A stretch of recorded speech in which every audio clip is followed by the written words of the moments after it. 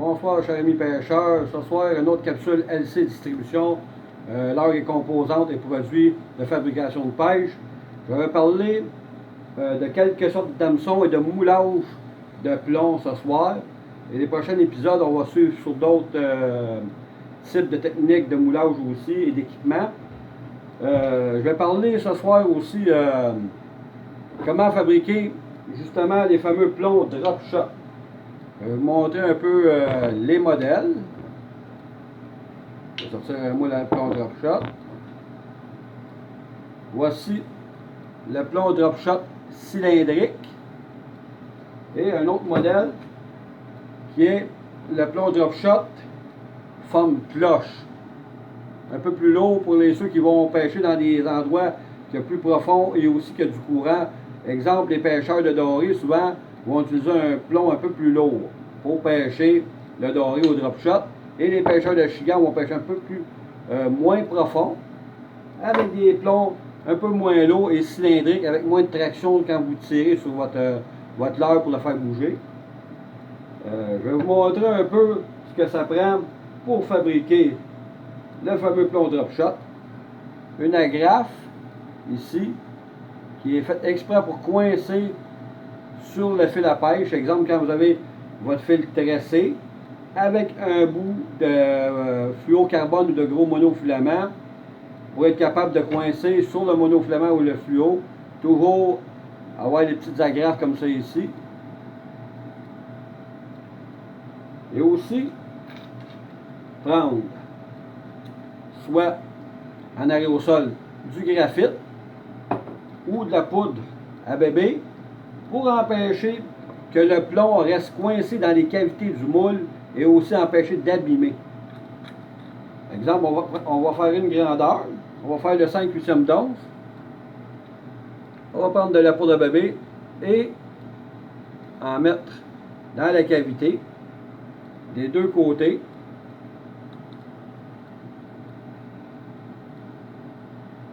Et enlever le surplus, l'envoyer sous le ventilateur. C'est ici. Et installer la fameuse agrafe dans le moule. Et fermer le moule très lentement. Parce que ça peut arriver que votre agrafe est mal installée dans la cavité et vous pouvez abîmer, marquer votre moule. Après, votre moule va perdre de la précision. Vous fermez lentement. Vous voyez que le moule est bien fermé. On prend une louche de plomb. Je vais venir à la caméra. Verser sans bouger pour éviter les blessures. Ne jamais bouger. Attendre que le plomb soit très dur. Ouvrez le moule. Oui, le plomb, il est bien coincé, mais là, avec la poudre à bébé et les pinces, jamais accoter votre pince coupante sur le moule. Si vous marquez le moule, comme je vous dis, ça va faire une cicatrice dans le moule et votre moule va être moins précis. Vous coincez l'excédent de plomb de droite à gauche avec les pinces. Voici. Avec la poudre à bébé ou l'aérosol en graphite, votre plomb va être plus facile à extraire du moule sans aucune difficulté et même cacher certains défauts des fois dans le plomb. Je vais vous montrer, je vais répéter une autre fois. Une autre agrafe. Tous ces composants, vous trouvez ça chez LC Distribution. Là, vous n'êtes pas obligé de remettre la poudre à bébé. C'est bon environ pour 3 à 4 plombs. Fermez le moule très doucement.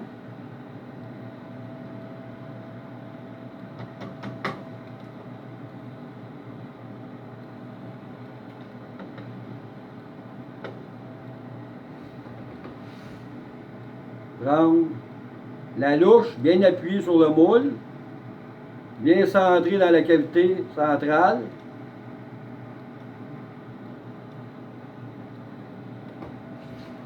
attendre que le plomb soit sèche.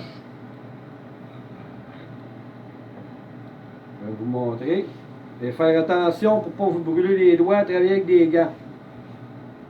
Regardez, prendre l'excédent du plomb, le bouger de droite à gauche. Et voilà, l'eau est jouée. Et une chose à utiliser avec les moules Do-It. Je vais vous montrer un peu un exemple. Ce type de plomb, le plomb de voiture pour balancer les roues, est de moins bonne qualité. Et aussi, quand vous allez le rentrer à l'intérieur, couler le plomb à l'intérieur de la cavité, souvent, il va durcir plus rapidement que le plomb pur, ce qu'on appelle le plomb mou. Ce type de plomb-là ici. Toutes les barres de plomb vraiment pur, ce type de plomb-là est plus facile de moulage que le plomb de voiture. Le plomb de voiture a des produits à l'intérieur qui font durcir le plomb plus rapidement et souvent le plomb ne pénètre pas jusqu'à la cavité au fond et vous êtes obligé de recommencer vos plombs, faire fondre les plombs. Et une chose qui est très importante,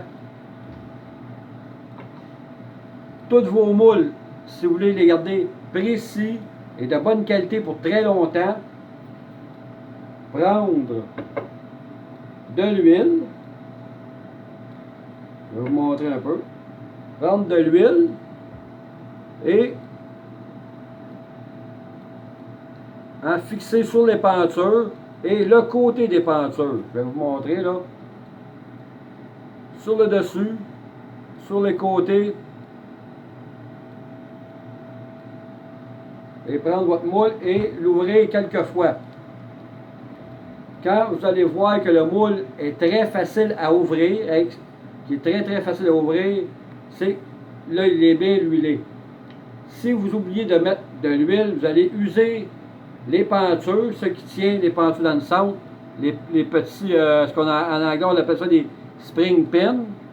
Vous allez user, vous allez entendre justement votre moule faire du bruit. Ça veut dire que votre moule a trop chauffé, vous pouvez abîmer vos moules, puis ils sont moins précis. Quand vous allez les fermer, ils vont rouvrir tout seuls.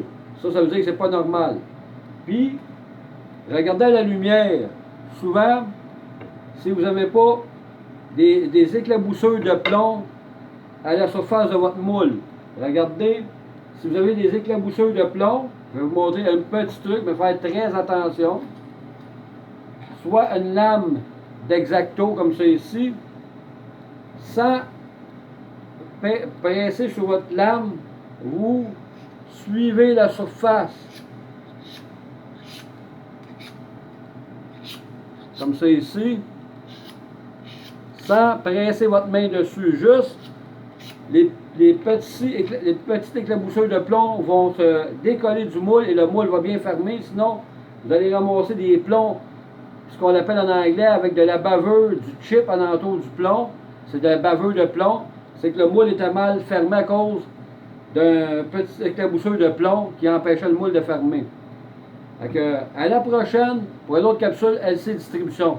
À bientôt.